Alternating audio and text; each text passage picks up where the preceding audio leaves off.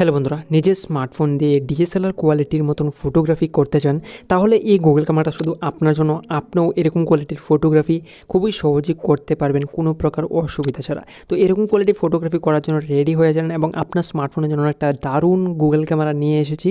সেটা আপনি ডাউনলোড করার পর আপনি এরকম কোয়ালিটির ফটোগ্রাফি খুবই সহজেই ক্লিক করতে পারবেন। কিন্তু হ্যাঁ, এই ভার্সনটা কিন্তু খুবই একটা স্পেশাল ভার্সন, কারণ এটা দিয়ে আপনি যখনই ফটোগ্রাফি করবেন ওই ফটোটা কিন্তু একদম ডিএসএলআর কোয়ালিটির মতন বের হয়ে আসবে এবং কোয়ালিটি ভিডিওগ্রাফিও আপনি এটাতে করতে পারবেন। আমি নর্মালি এখানে পোর্ট্রেট মোডে ফটোগ্রাফি করছি এবং ফটোগ্রাফিটার আউটপুট আপনার সামনে দেখিয়ে দেবো।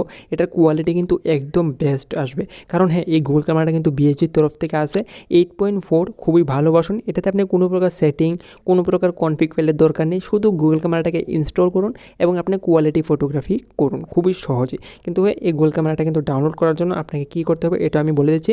গুগল ক্যামেরা যদি ডাউনলোড করতে চান প্রথমেই আপনার ডিভাইসে ক্যামেরা টু এপিআই এবং অ্যান্ড্রয়েড 10 বা অ্যান্ড্রয়েড 11 আপডেট, এটা একটু আপডেটটা চেক আউট করে নেবেন।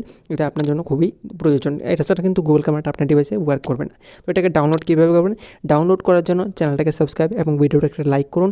আদারওয়াইজ কিন্তু যে ডাউনলোড লিঙ্কটা সেটা কিন্তু আপনার ডিভাইসে কাজ করবে না, আপনি ডাউনলোড কখনই করতে পারবেন না।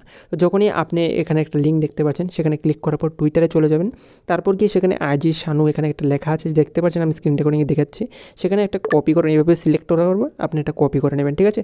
সিলেক্ট করে আপনি কপি করার পর আপনার কাছে যে কোনো একটা ব্রাউজার আছে সেই ব্রাউজারে গিয়ে সার্চ বারে গিয়ে সেখানে একটা পেস্ট করে দেবেন। এখানে দেখতে পাচ্ছেন আমি পেস্ট করেছি। পেস্ট করে দেওয়ার পর সার্চ করে নেব। সার্চ করে নেওয়ার পর আমার সামনে এরকম একটা আর্টিকেল ওপেন হয়ে যাবে।